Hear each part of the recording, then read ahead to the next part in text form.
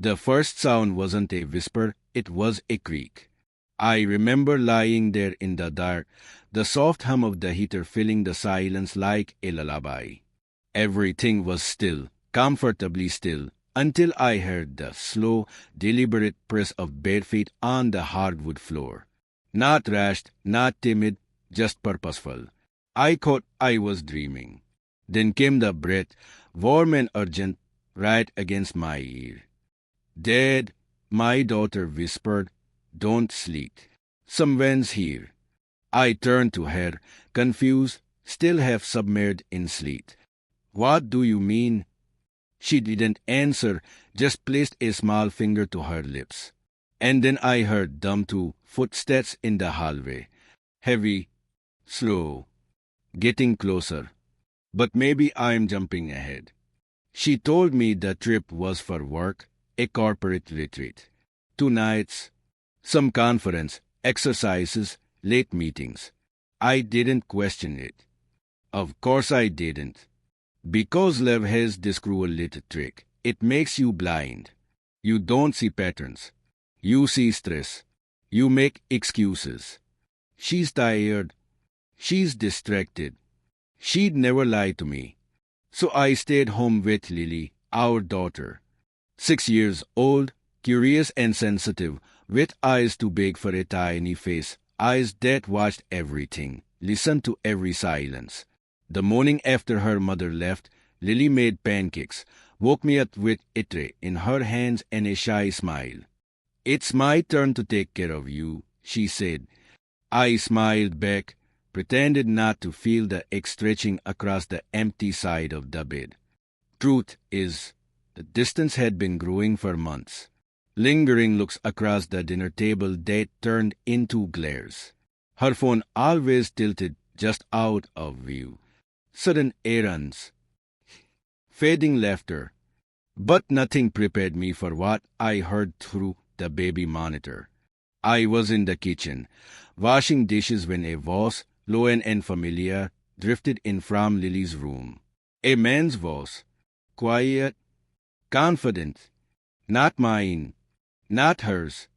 Then footsteps. Then silence. I ran. Lily was sitting upright in bed, tucked imperfectly, eyes wide and lids sealed like a secret. "Was someone just in here?" I asked. She shook her head too quickly. "No," but her eyes flicked toward the closet. That was the first clue.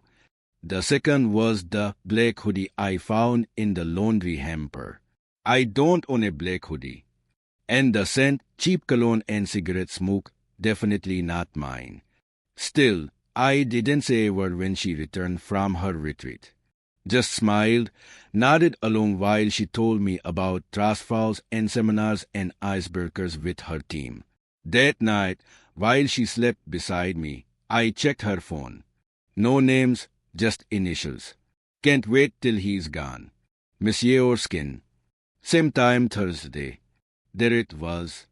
Not just betrayal, contempt. But I didn't rage. Didn't scream. I watched. His name was Tyler. Early T.S. Former military. The type who walks into a room already convinced he's the smartest person in it. He thought I was just some soft dad, a pushover, a seat warmer with a job that involved collars and ships. But I wasn't always a graphic designer. Before the office, before the logos, I wore a badge, narcotics. I knew how to follow people without being seen, how to gather evidence without leaving fingerprints, how to hunt. So I set the trap. Told her I had a business trip. Left my car at the airport. Took a ride sheer home. Slid into the neighbor's garage with a N.A. At रात के 10:47 her headlights appeared. At रात के 11:02 he walked to the back door, his own key in hand. But I'd rigged the door already, a silent magnetic sensor linked to a local alarm, on mute. But my phone buzzed instantly.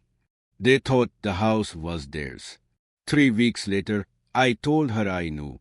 Calm, controlled, No shouting, no drama. Just one word, the way oars. She barely flinched. I think she was relieved. Probably thought she could spin the narrative, say I was unstable, say she feared for Lily. What she didn't know, what she never saw coming, was the arsenal already in motion. The texts, the photos, the surveillance footage, the recordings, all neatly packaged and already in the hands of my attorney. Her boss, the school board where she volunteered. But that's not what broke her.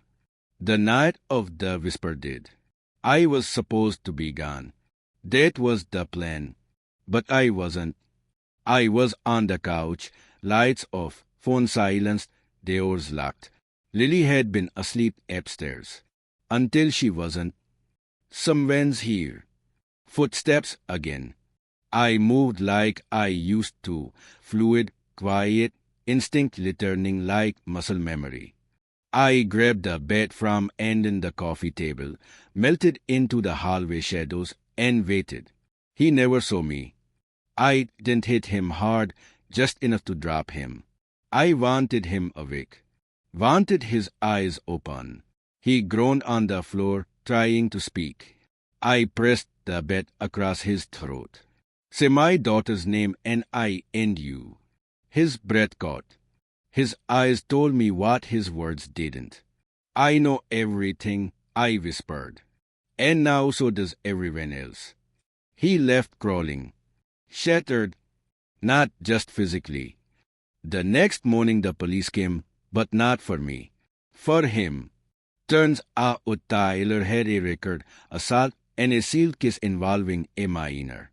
My lawyer made sure it didn't stay sealed for long. The judge granted me full custody. My wife didn't fight.